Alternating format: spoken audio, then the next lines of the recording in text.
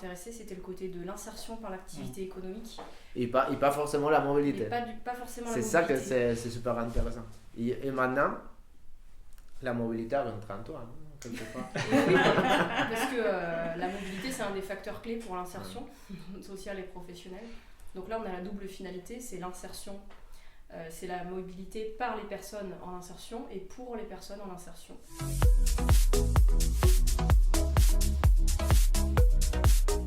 Mais je me tourne vers la serre économie sociale et solidaire.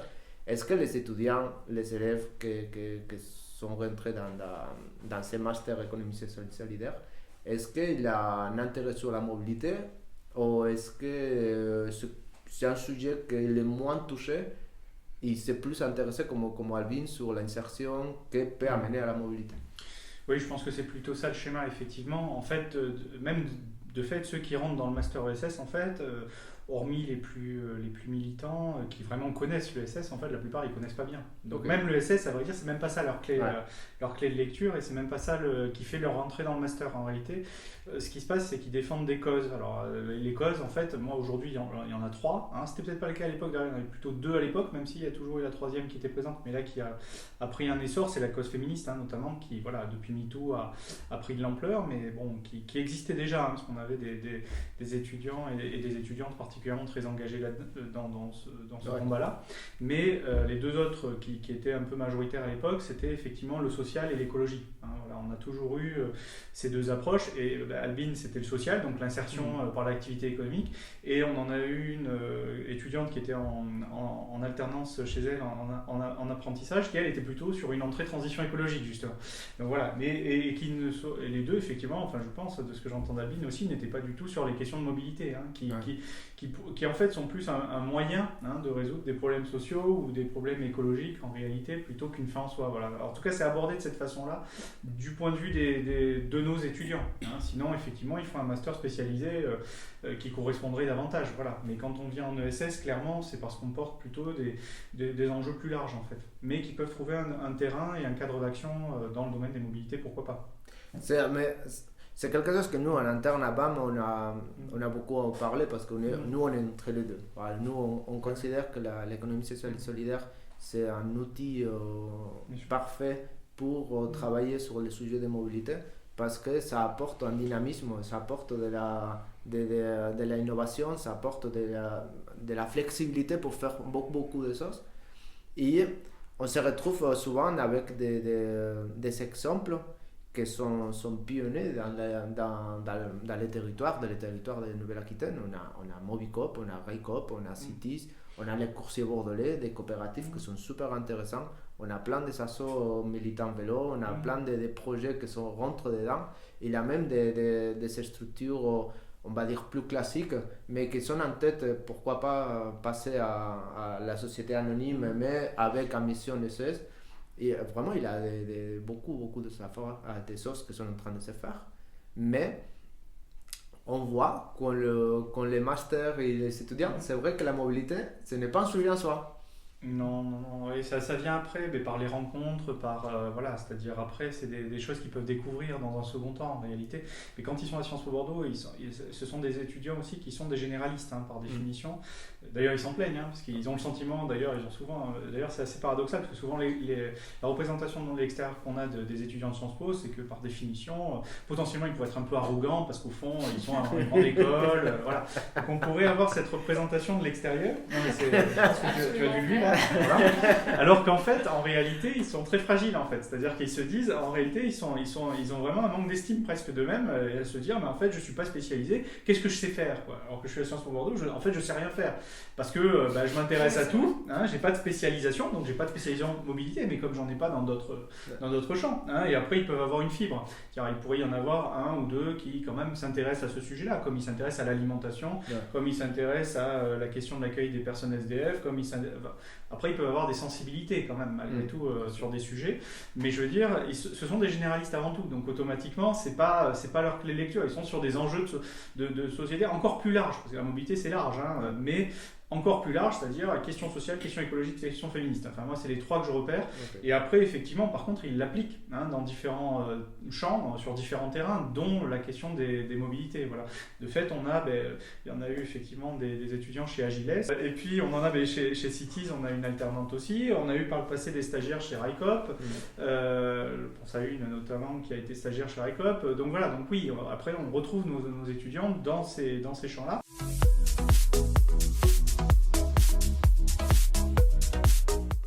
Nous, on a des généralistes, donc en fait, ce qu'ils font, et l'ESS est généraliste par essence. C'est-à-dire qu'elle est en fait intersectorielle. Très souvent, en fait, les approches de terrain de l'ESS en fait, sont intersectorielles. Donc elles sont hybrides, elles viennent mixer différents champs, différents enjeux. Et c'est là que notre formation qui est sur l'ingénierie de projet peut être utile, effectivement. Et donc nos ingénieurs de projet territoriaux en ESS, en fait, ils peuvent se poser n'importe où en réalité. Et donc ils peuvent tout à fait aller dans des structures qui s'intéressent aux mobilités, mais qui vont s'y intéresser avec un souci des questions sociales, un souci des questions écologiques, et qui vont devoir pour cela bricoler des solutions, hybrider différents principes, aller croiser différents acteurs, différentes échelles aussi, et ça, nos étudiants, forcément, ils savent le faire. Donc c'est pour ça que les points de croisement, ils sont vraiment sur l'ingénierie de projet, à mon avis. C'est super intéressant parce que souvent, nous, on rencontre des structures que justement, c'est cette ingénierie qui manque ou qu'elle est assez fragile. Voilà, parce que finalement, on peut le voir avec Cities, avec toute l'organisation des collèges et tout ça. Soit c'est bien structuré, soit c'est bien animé, soit c'est bien fait, soit c'est quelque chose que c'est la force humaine, il peut disparaître et s'étendre peu à peu. Et c'est drôle, on parlait tout à l'heure, toi, Agneta, tu es arrivée à Cities d'une façon différente à Alvin. Complètement. Tu n'étais pas du tout dans l'économie sociale et solidaire et tu l'as découvert quand tu es arrivé. C'est ça. Je connaissais pas du tout ce que c'était. Pareil pour la mobilité. Je suis juste arrivée parce que je cherchais un stage pour finir mes études. Et c'est là où j'en ai trouvé un. Et puis au final, je suis restée. Et alors, c'est des études de quoi, oui. C'était un master en web business. Donc oui. rien à voir avec le SS. Métier, en fait. Oui. Exactement. C'était une entrée métier. Puis je suis arrivée pour faire la communication. Ce qui est mon poste aujourd'hui, chargé de communication, mais avec au fil du temps, puis c'est aussi une petite structure, donc comme dans toutes les petites structures, on touche un peu à tout. Donc au bout de maintenant, pareil, 7 ans, ça commence à faire. Ça fait longtemps. Ouais, ça commence à faire, ouais. Au bout de 7 ans, voilà, je connais aussi le métier qu'on fait, et puis c'est vrai que au final, ce qui me retient aussi chez Cities aujourd'hui, c'est cette dimension ESS. Toute cette organisation qu'il y a dans la vie de l'entreprise, dans les échanges qu'on a avec les sociétaires.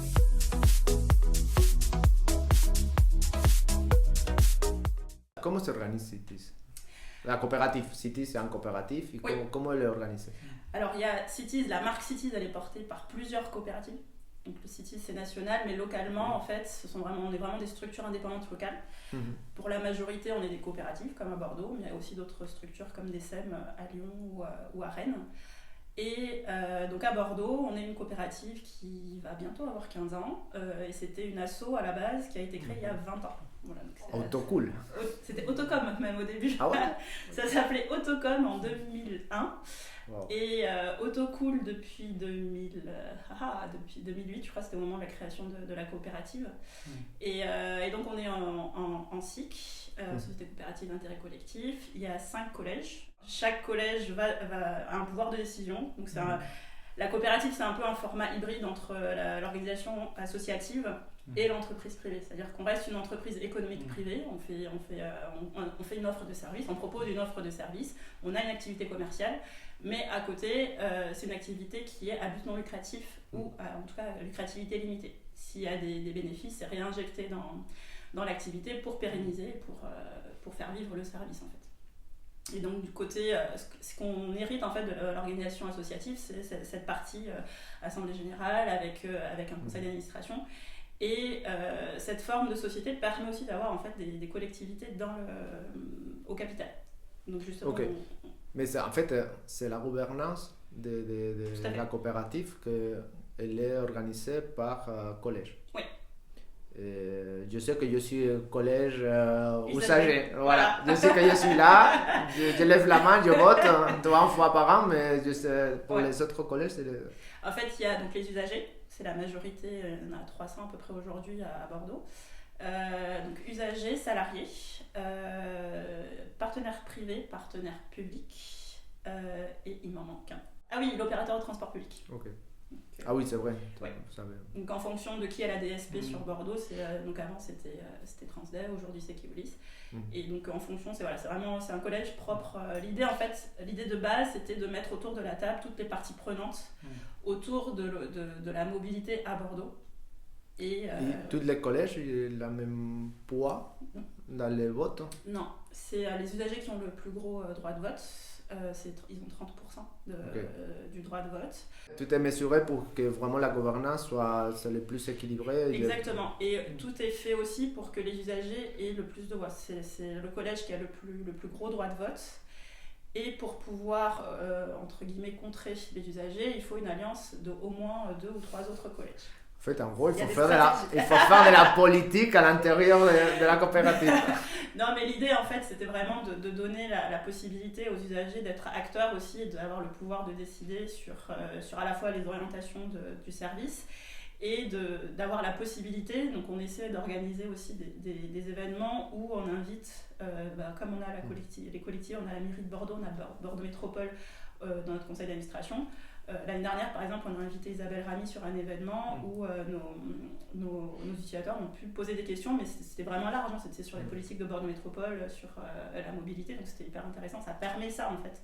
Ça permet d'organiser des échanges et ça permet aussi que les sociétaires aient une vision un peu plus large de ce qu'on fait déjà, au-delà du service de base qu'on propose.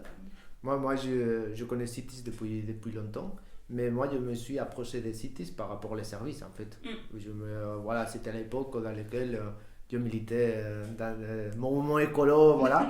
Et Cities, c'était comme, c'est intéressant, l'autopartage, mais c'était en façon de voilà, avoir une voiture partagée. Et c'est après que je dis, ah ouais, mais c'est un coopératif. Ah, comment ça marche, la coopérative? C'est ça. Alors, j'ai appris tout ça. Et justement, après, voilà, je suis devenu sociétaire.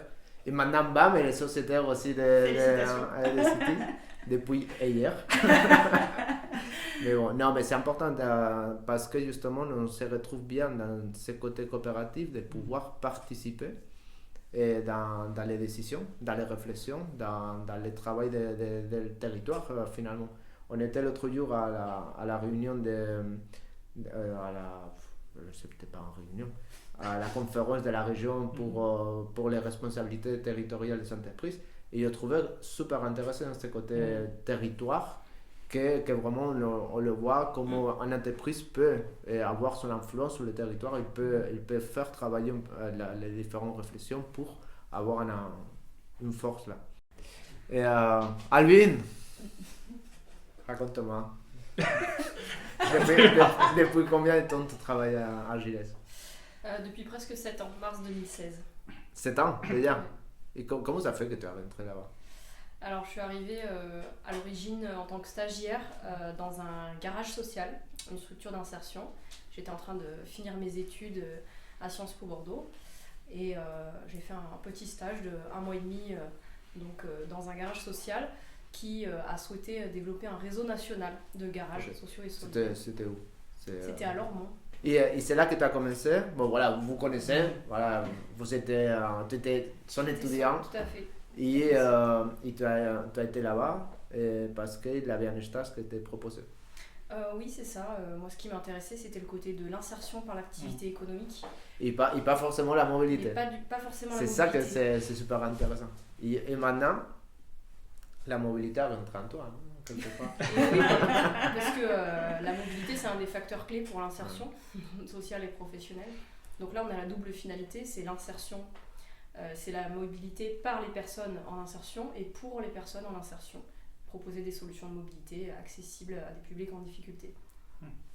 Et comment vous vous organisez? C'est quoi l'organisation parce qu'après, Argiles, c'est national. Je cherchais quelques chiffres là. Il y a 4000 bénéficiaires par an à niveau national, j'imagine. Pas C'est qu'à ça, Bruges. et même plus, parce que nos chiffres ne sont pas encore tout à fait à jour. En fait, le réseau Agiles, c'est un réseau national de garages et loueurs solidaires, dont Apreva est le fondateur. Mais il y a aussi 44 autres adhérents qui sont comme Apreva, ou pas tout à fait, mais qui sont dans le même esprit de proposer des solutions de mobilité, toujours pour des personnes en difficulté.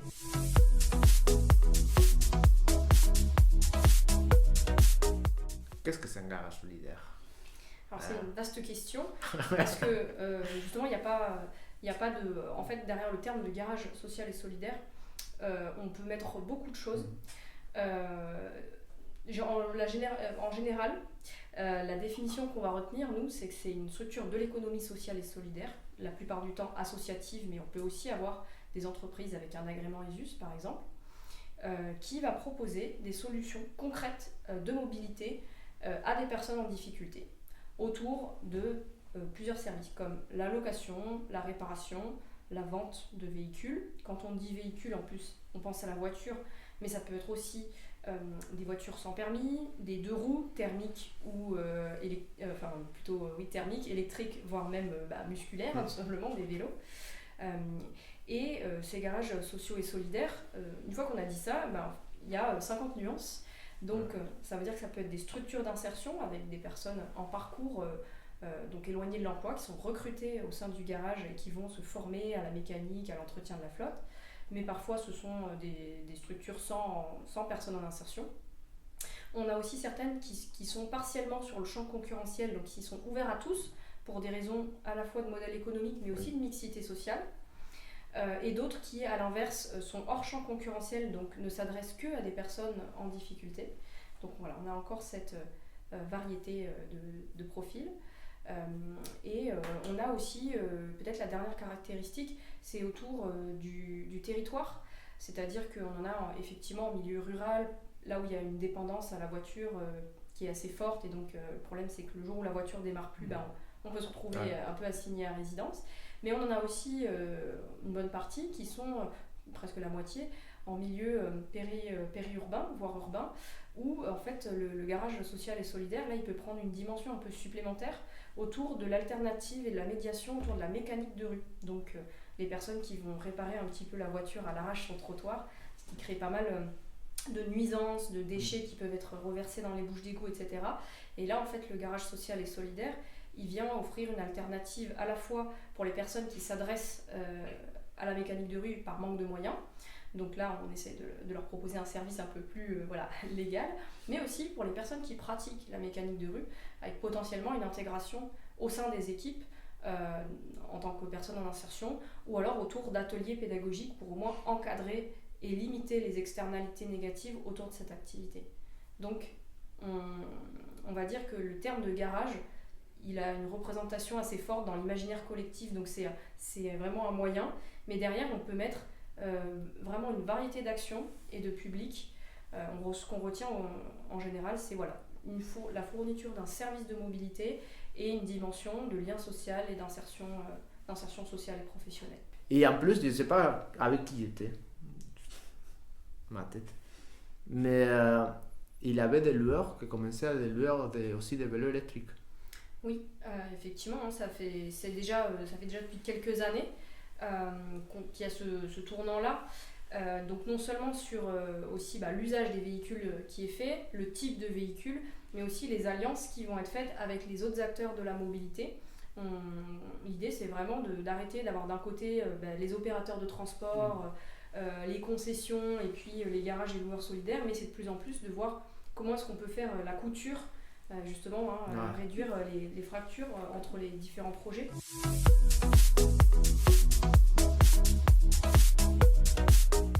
Nous, on a un adhérent qui est notamment loueur historique de scooters et de vélos électriques, et là qui a fait un partenariat avec Cities en Sud-Gironde, donc c'est Cap Solidaire, autour de l'autopartage. Ça fait déjà, il est sur place le projet ou pas? Le projet est lancé, les voitures seront mises en place à La Réole et à Langon entre le janvier et mars, ça dépendra, soit fin d'hiver, début printemps, mais en tout cas tout est en route, c'est lancé. On a plein d'autres exemples de coopération à différents degrés entre ces acteurs loueurs et garages et puis d'autres entreprises. Il y a des choses qui se font aussi d'ailleurs avec les opérateurs de transport. Ça peut se faire à la fois sur les solutions de mobilité, mais aussi sur les coopérations. Par exemple, le garage à Préva a un partenariat avec Citram Aquitaine, une filiale de Transdev, pour l'intégration de salariés en insertion au sein de son atelier pour des périodes de stage, voire même qui peuvent déboucher sur des embauches derrière. Alors on n'est peut-être pas directement sur la solution de mobilité, mais on est sur une coopération économique en fait, qui permet de faire le lien entre le monde de la solidarité et le monde de l'entreprise un peu plus classique. Ouais, tu viens de dire mon mot préféré, c'est la coopération. Voilà.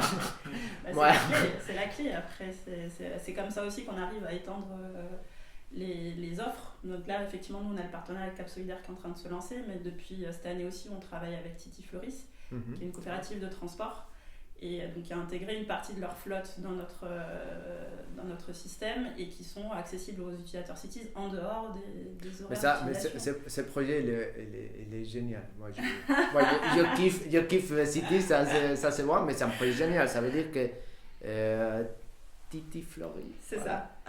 Il utilise des voitures pour amener des personnes en situation de handicap. Pas que, ils font ça, ils font aussi... là, les véhicules qui sont dans notre flotte à Bordeaux, c'est surtout des véhicules qui servent à faire du transport scolaire. Donc matin, midi, soir. Et c'est des véhicules, c'est des voitures que tu n'utilises pas tout le temps. C'est ça. Et la coopération, c'est OK, on a une voiture que là, elle ne s'utilise pas. Est-ce qu'on pourrait l'utiliser pour lui donner un usage différent de son projet de base? Exactement. Ça, c'est un super projet de coopération. Oui, et puis ça permet des deux côtés, du côté Titi Fleuris, d'optimiser les véhicules qu'ils ont. Nous, de notre côté, ça permet d'étendre l'offre qu'on n'aurait pas forcément les moyens de faire. Il y a plein de coopérations qui se font. Enfin là, on parle de Bordeaux, mais je pense par exemple à Alpe-Loire, Cities Alpe-Loire, ils ont beaucoup de liens avec des communes, des petites communes, où là ce sont des véhicules de la collectivité en fait, qui sont équipés de notre technologie et qui sont accessibles en dehors des horaires pareils où les véhicules servent. Ça peut être des véhicules de service, ça peut être des véhicules qui servent à faire du transport dans la commune, et en dehors des horaires où c'est utilisé par la collectivité, c'est accessible aux utilisateurs Cities. Donc ça permet aussi d'apporter une offre dans des communes plus petites, que l'autopartage se développe plus dans les grosses villes. Et là, donc, ça permet ça, les coopérations avec les différents acteurs. Et les collectivités, c'est quoi la relation que vous avez, par exemple, avec les collectivités par rapport à tous les sujets de social, de la mobilité, d'insertion? Est-ce que les collectivités, c'est des prescripteurs? Est-ce que vous accompagnez? Est-ce que vous coopérez? Ou est-ce que, on a une enveloppe, il y a autant d'argent, vous faites?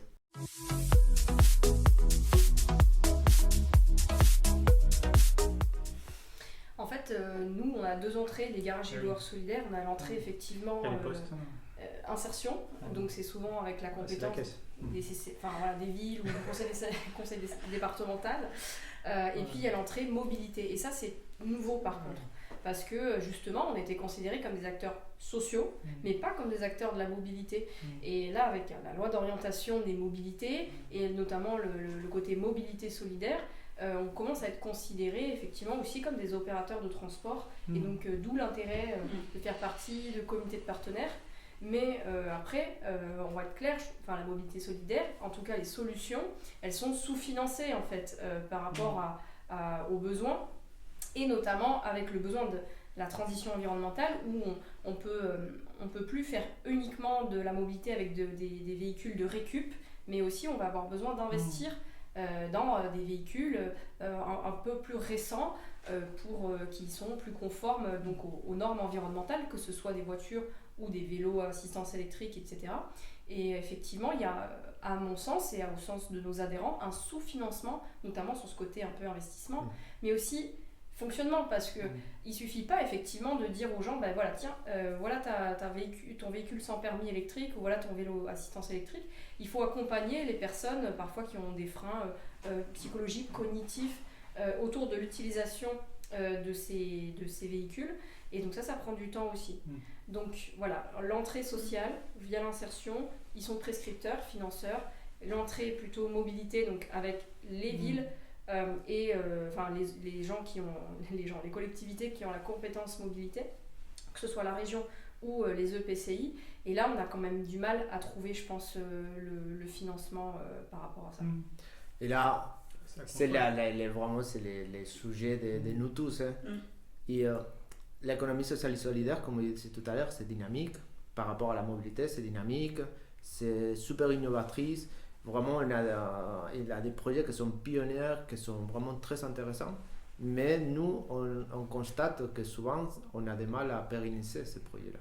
Et là, nous, on parle souvent des changements d'échelle. Comment l'économie sociale et solidaire peut avoir cet levier pour changer d'échelle. Comment on peut aller plus loin, pérenniser les postes, avoir un modèle économique qui soit viable, que ce ne reste pas uniquement un projet très local, très petit, que vraiment soit on a une dépendance presque de 90% des subventions, parce que sinon, ce n'est pas faisable. Est-ce qu'il y a des leviers, il y a des travaux qui vont vers là? Après, ça dépend. Le problème, c'est qu'on est face à des publics qui ne sont pas solvables. Donc, par définition, il faut de la subvention. Enfin, je veux dire, c'est l'intérêt public, hein, moi, voilà. Pour donc, moi, c'est clair. Il faut l'assumer aussi. Voilà. Donc, il faut assumer que oui, il y a de l'argent public. En même temps, on file bien de l'argent public à des boîtes privées alors qu'elles n'ont aucune utilité sociale. Enfin, le CICE, c'en est l'exemple tout à fait caricatural. Et c'était 20 milliards. Voilà. L'ESS, elle n'a pas 20 milliards. Donc, je veux dire, il faut quand même rappeler aussi ces éléments-là. Et là, dans le cas présent, il y a une utilité sociale qui dérive d'une mission d'intérêt général, en fait. Donc, c'est ce qui justifie des financements, effectivement, pour des publics vulnérables, des choses comme ça. Donc, il y a ça. Et après, il y a ce qui est de l'ordre c'est-à-dire pour innover, parce qu'on construit, le marché n'est pas encore mature, on va dire, s'il y a une part de recettes marchandes, le marché n'est pas encore mature, il n'est pas encore créé, quelque part. On sent bien qu'il y a un besoin, c'est la partie mobilité. C'est-à-dire, effectivement, il y a un besoin. Les dispositifs de collectivité ne sont pas encore construits, parce que la demande sociale est en train d'émerger, donc les cadres ne sont pas encore adaptés à ça. C'est à construire. Voilà, donc à la fois du point de vue public et puis dans le marché à constituer derrière, parce que derrière, il pourrait y avoir des partenariats, j'imagine, avec des opérateurs de transport qui, eux, ont du fric et qui pourraient avoir recours à... Donc il y a aussi des questions comme ça derrière. Donc, voilà. Oui, moi je compléterais déjà donc, sur les garages et les loueurs solidaires, il y a déjà beaucoup de mutualisations qui sont faites parce que en fait, le modèle économique l'exige. Donc il y a de la mutualisation de postes, notamment sur tout ce qui est administratif, direction. Il y a aussi potentiellement un peu une diversification. On ne va pas faire que de la réparation, que de la location, donc on va diversifier derrière les prescripteurs, les financeurs. Quand même, quand on regarde un opérateur de transport sur Bordeaux, voilà, l'usager il paye entre 20 et 30% du coût réel de la mobilité. Donc c'est aussi ça que ça coûte, si je peux me permettre.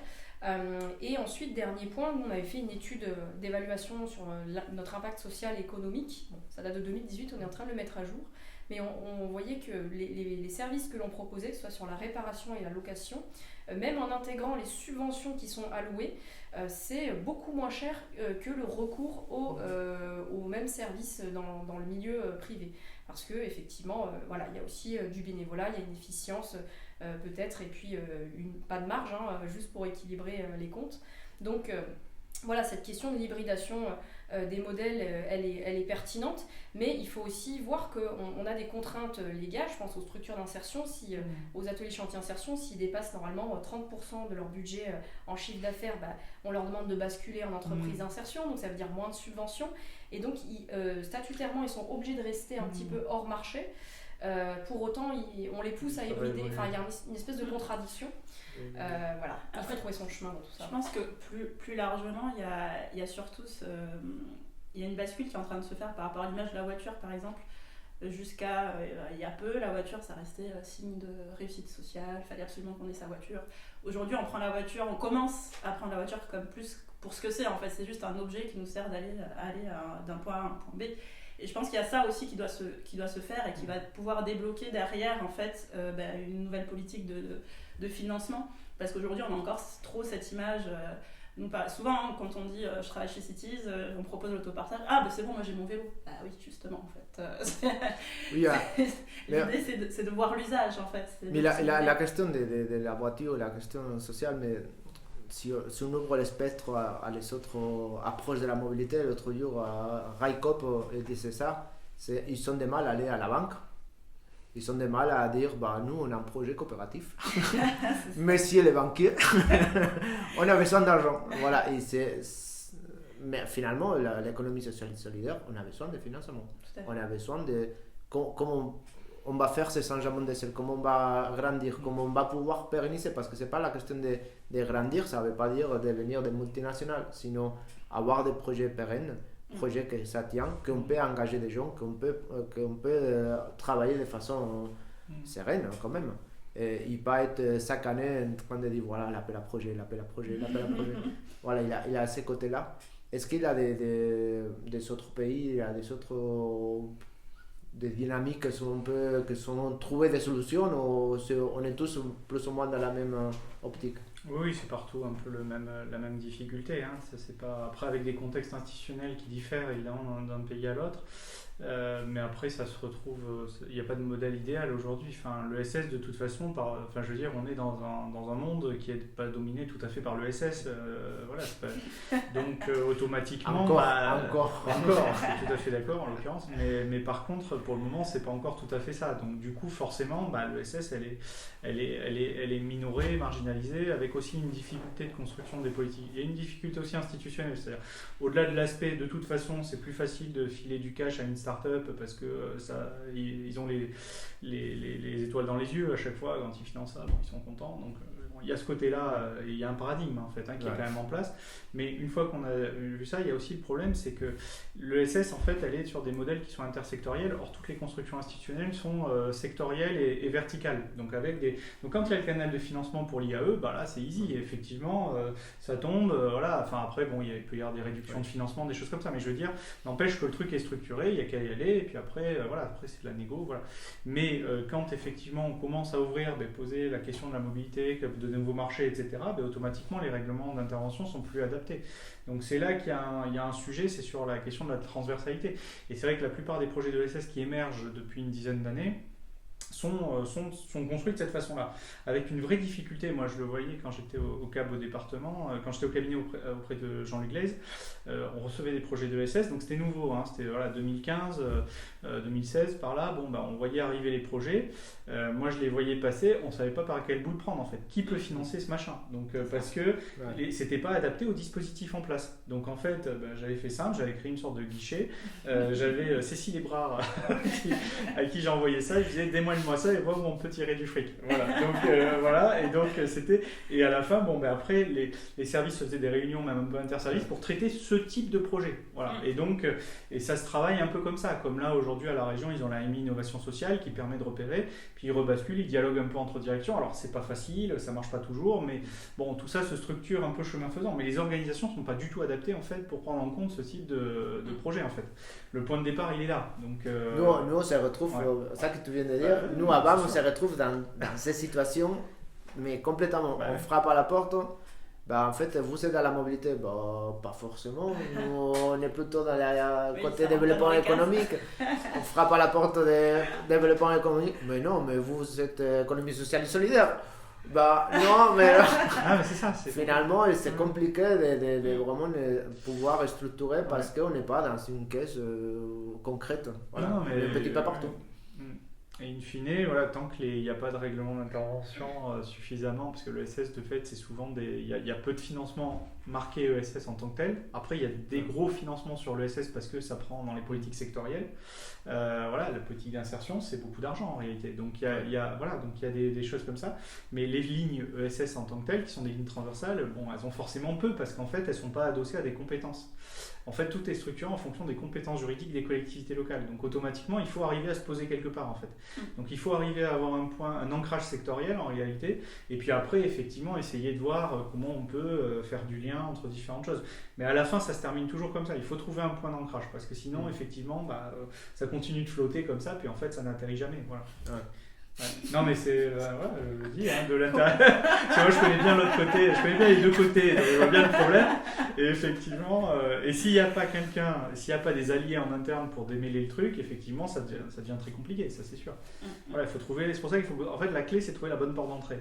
Voilà, donc, et une fois qu'on l'a, normalement ça roule, mais c'est le point de départ. Hein. Voilà, mais ça c'est quelque chose que nous on parle souvent parce que une des rôles des banques, on s'est donné, c'est un petit peu essayer de comprendre, structurer et aider à les structures de l'économie sociale et solidaire qui travaillent dans la mobilité.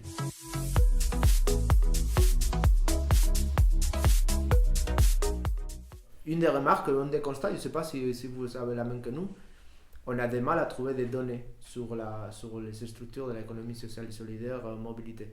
Et combien de structures existent, quel type de structures, combien de personnes travaillent, tout ça. Je dis ça parce que c'est une des raisons pour lesquelles nous, à Vannes, on vient de lancer, on est en train de travailler sur un observatoire de la mobilité responsable et justement, on a mis en partie que ça va être justement d'essayer de comprendre et étudier ces données-là. Je ne sais pas s'il y a des... Non, parce qu'on est sur des nomenclatures INSEE. Donc en fait, le seul moyen de savoir, comme c'est l'observatoire de l'ESS qui le fait au niveau national, en fait, ils reprennent les chiffres de l'INSEE. Et donc, c'est les nomenclatures de l'INSEE. Donc, et or, quand on dit mobilité, ben, on voit bien, garage chaudière, je ne sais pas dans quoi c'est classé, mais à mon avis, c'est pas dans... Voilà. Oui, ben, y en a qui vont avoir Voilà. autre organisme, etc. Voilà. Puis d'autres qui vont être Donc, avant le garage. Donc, comme on est sur une catégorie transversale, en fait, ils vont être, ils sont forcément disséminés dans tout un tas de catégories de l'INSEE. Donc, sauf à créer effectivement un outil qui va regarder ça plus précisément, bah, de fait, ça n'existe pas en tout cas. Voilà. Donc là, c'est à créer. Bon.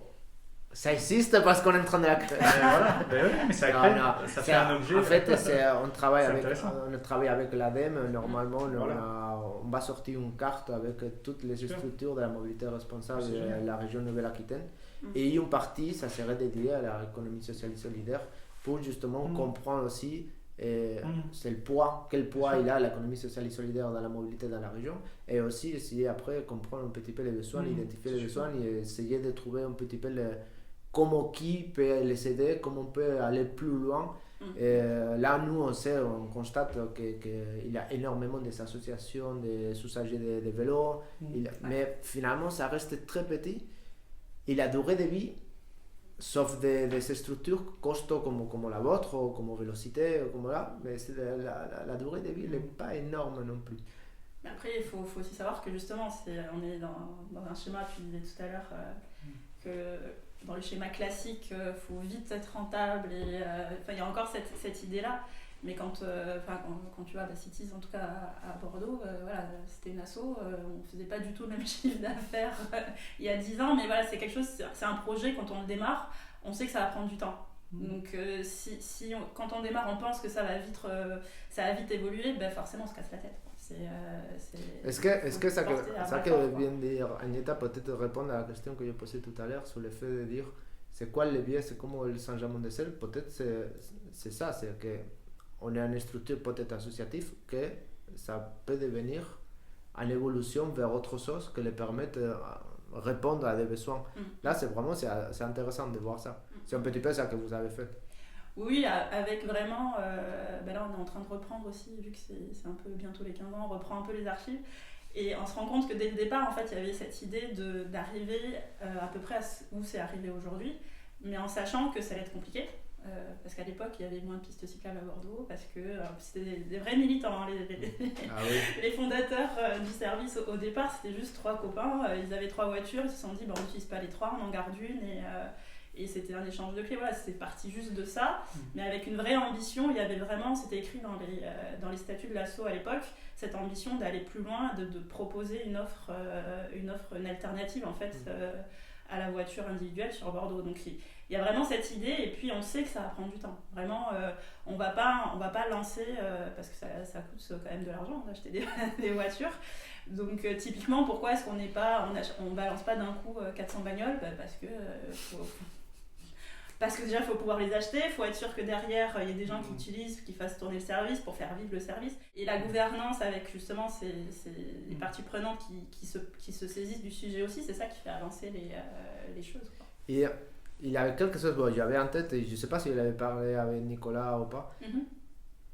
Le fait que vous êtes une structure économique sociale et solidaire, est-ce que les clients, les usagers, c'est quelque chose que ça les attire? Est-ce que c'est quelque chose que pour eux, il y a un bénéfice pour vous? Ou les gens viennent à louer la voiture et basta, et peu importe votre statut? Alors aujourd'hui, la majorité, ils arrivent pour le service. On vient, on a besoin, on utilise le service, et puis petit à petit, ils découvrent au fur et à mesure, un peu comme ce que tu disais tout à l'heure par rapport à toi, c'est la majorité. Ils viennent consommer un service et après ils découvrent autre chose. Après, on a aussi des gens qui sont dans une démarche où ils se posent la question de l'usage justement. On a récemment des nouveaux sociétaires, enfin ils arrivent pour utiliser le service, mais ils sont déjà dans une réflexion. J'ai une voiture, elle va bientôt arriver en fin de vie, est-ce que je la garde, est-ce que je la garde pas, qu'est-ce que je fais? Il y a déjà des personnes qui sont dans des démarches comme ça.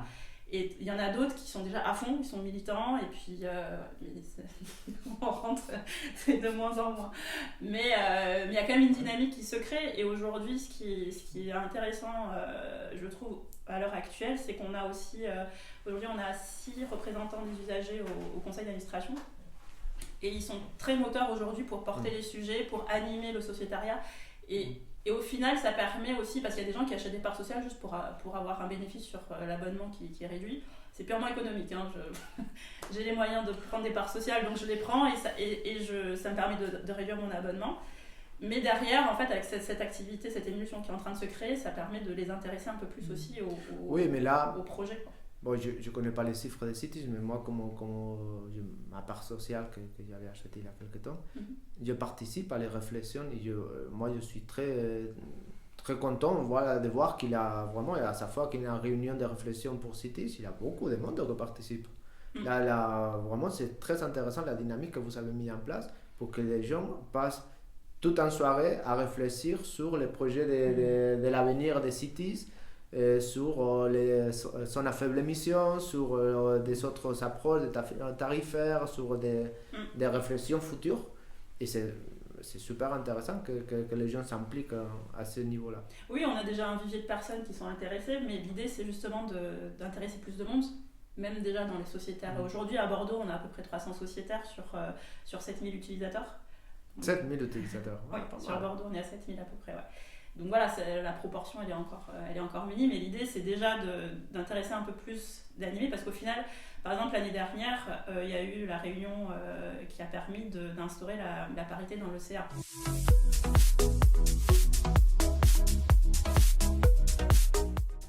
Donc il y a eu une réunion en préalable avec les sociétaires, on a réfléchi sur le sujet et tout le monde était OK de soumettre ça à l'AG. Ça a été voté à l'AG et c'est pour ça qu'on a aujourd'hui 6 sièges pour les usagers. Avant, il y en avait 5. Donc on en a créé un pour pouvoir avoir la parité au CA. C'est facile de l'avoir? Parce que dans le monde de la mobilité, la parité, c'est compliqué. Mais en fait, justement, c'est ce qui était ressorti de la réunion avec les usagers, c'est que c'est facile quand on met le sujet sur la table.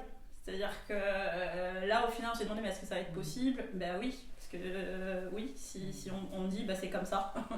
C'est comme ça, qui veut bien participer? On se rend compte, en fait, qu'il y a encore il y a beaucoup de femmes qui ne viennent pas parce qu'il y a les enfants, parce que pas forcément le temps, mais pourtant elles sont intéressées. Et donc le fait de dire, il y a la contrainte, il faut qu'on ait la parité, ben, elles vont pouvoir se dire tiens, moi je vais pouvoir venir, et voilà, on se rend compte que c'est ça qui se passe. Et puis au final, d'avoir eu aussi cette réunion de réflexion avec les sociétaires, ça a fait que on a eu plus de candidats que de postes au moment de l'élection à l'AG, et ça rend les choses aussi intéressantes derrière, en fait.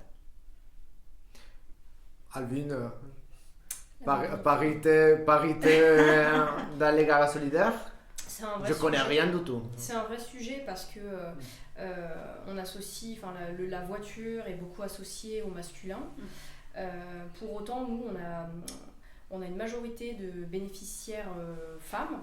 C'est une courte majorité, mais effectivement. Alors pourquoi? Parce que on s'adresse à des publics en difficulté et que les publics féminins sont surreprésentés dans ces catégories. Souvent, famille monoparentale, souvent les dames, ou alors des ménages dans lesquels on a besoin de 2 véhicules, mais du coup la dame est à temps partiel, donc en fait le premier véhicule va pour le monsieur. Je caricature, mais c'est la réalité, hein. Voilà. C'est des constats. Hein. Voilà, qu'on retrouve souvent, et donc il y a vraiment ce sujet-là aussi où parfois ils ne se sentent pas trop en confiance ou pas légitimes vis-à-vis de la gestion du véhicule pour l'entretien, etc. Donc il y a pas mal d'actions qui sont faites par les garages et loueurs avec des ateliers, autour d'ateliers pédagogiques qui sont ouverts à tout le monde, mais notamment parfois spécifiquement pour un public féminin. Pour justement démystifier toutes ces notions autour du véhicule. Il n'y a pas de raison que les femmes s'y connaissent moins que les hommes. Moi-même, j'ai appris plein de choses. Ça marche, c'est des ateliers avec une non-mixité choisie? Alors, en général, c'est quand même mixte, mais on se rend compte que voilà, il va y avoir pas mal peut-être de public féminin. Et parfois, ce sont des ateliers non mixtes, c'est assez rare, mais ça peut arriver. C'est plutôt par rapport à l'organisme qui a souhaité, ou enfin le collectif qui est derrière l'organisation de cet atelier qui est fait un peu sur demande. Par exemple, à Préval-Lormont, on avait fait des ateliers découvertes avec le CIDFF autour des métiers dits genrés, donc en l'occurrence la mécanique. Et donc on avait accueilli des groupes de jeunes femmes autour de les grandes notions autour de l'entretien du véhicule. C'est pour faire naître des vocations et puis pour démystifier ces préjugés. Il n'y a pas de raison, c'est ouvert à tous. Et toutes du coup. Ouais. On peut tous s'y intéresser. Au contraire, c'est une forme de culture générale qu'il est bon de savoir partager. C'est toujours utile de savoir changer une roue, de faire les niveaux. Voilà. La virilité, elle n'est pas dans les niveaux des moteurs de la voiture. Hein. Ça, exactement. Ça, c'est quelque chose. Dans le monde du vélo, c'est un petit peu pareil. Il y a pas mal d'ateliers qui sont en train de se faire. C'était toujours dit qu'il y a des femmes qui ont du mal à s'approcher des ateliers participatifs de vélo parce que c'est un monde très masculin. Et il y a pas mal d'ateliers participatifs non mixtes qui sont en train de se créer et que moi je suis tout à fait pour, si vraiment si c'est un levier pour qu'il y ait plus de monde que ça peut profiter et utiliser ces services. Moi c'est quelque chose que c'est important.